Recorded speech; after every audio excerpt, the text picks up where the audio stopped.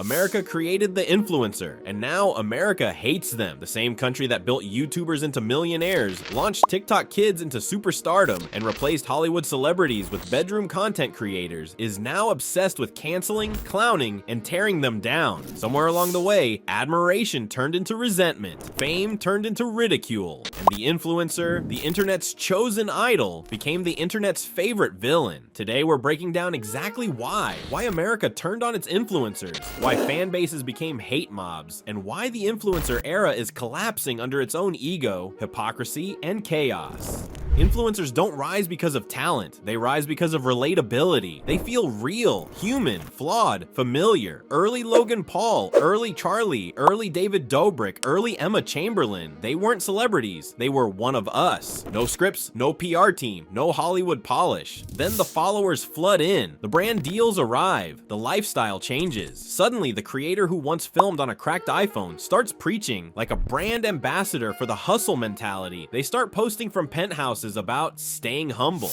They start lecturing viewers about mindset, work ethic, morality, and success. After becoming famous for TikTok dances or YouTube pranks, America doesn't hate success. America hates delusion. The shift from just like you to I'm above you is the moment the audience turns. The relatability evaporates, and the influencer becomes just another out-of-touch voice preaching from a lifestyle nobody asks for and nobody relates to.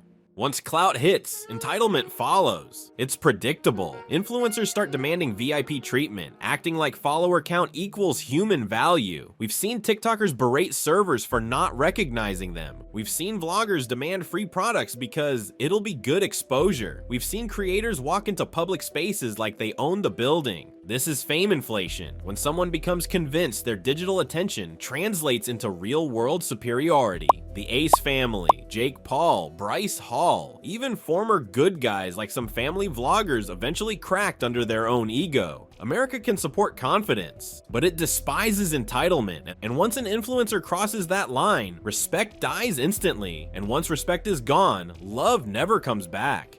Influencers don't create content anymore, they create chaos, not because they're naturally chaotic people, but because the algorithm rewards controversy. Drama equals views, views equals money, money equals relevance. So creators start manufacturing drama just to stay alive. We've watched feud-bait YouTubers call out strangers for clout. We've watched streamers start beef just to farm reactions. Trisha Paytas built an entire empire doing this. Bryce Hall tried to, Sneeko still does. Drama becomes the brand. But drama has a side effect. Eventually, the audience realizes they're not watching a creator, they're watching a meltdown franchise. And the moment viewers feel manipulated, the fan becomes a hater. Not because the creator changed, but because the content did.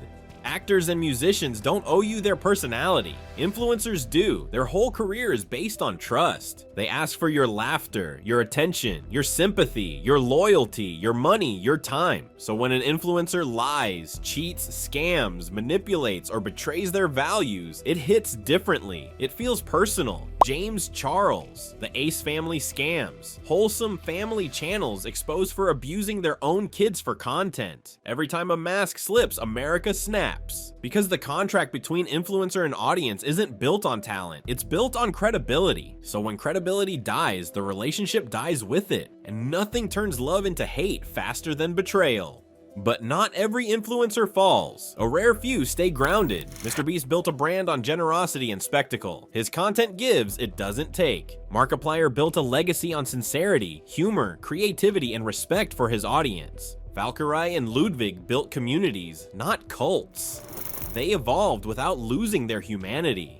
America loves these creators not because they're perfect, but because they remain authentic, accountable, and self-aware. They don't talk down to viewers. They don't weaponize fan bases. They don't apologize with crocodile tears. They create value, not chaos. The difference is simple. Bad influencers demand attention. Good influencers earn it. Bad influencers chase the spotlight. Good influencers use it. Bad influencers fake being relatable. Good influencers stay relatable.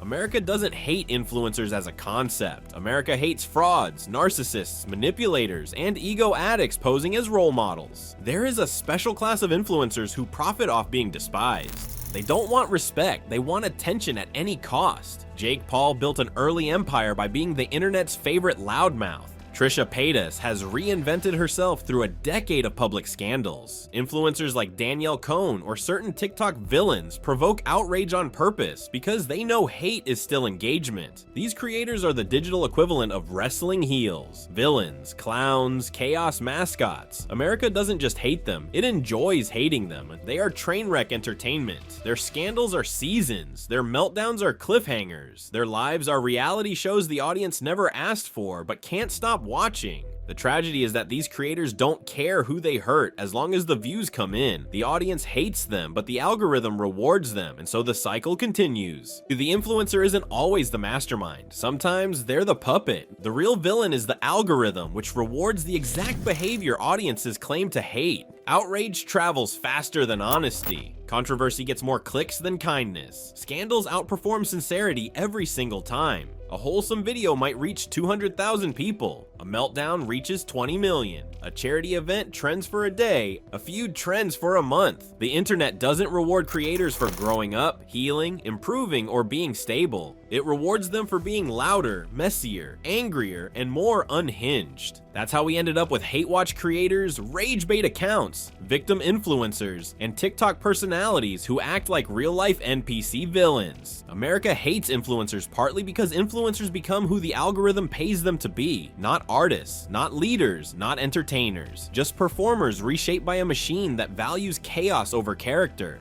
If there is one influencer behavior America hates more than the scandals themselves, it's the apology circus that follows. The script is always the same. Ring light on, sad piano music softly playing, long sigh, fake tears, saying I never intended for things to happen this way. Then comes the most hated sentence in influencer history. I'm sorry you felt that way. Not I did something wrong. Not I chose to lie. Not I hurt people and I own it. Instead, they apologize for the audience's emotions, not their own actions. Tana Mongeau did it, James Charles did it, TikTok stars do it weekly. Influencers don't apologize. They perform accountability for damage control. They treat forgiveness like a brand strategy. And America hates being emotionally manipulated by someone who only cries when their sponsorships are at risk. People don't cancel influencers for messing up. They cancel them for pretending the mess wasn't their fault.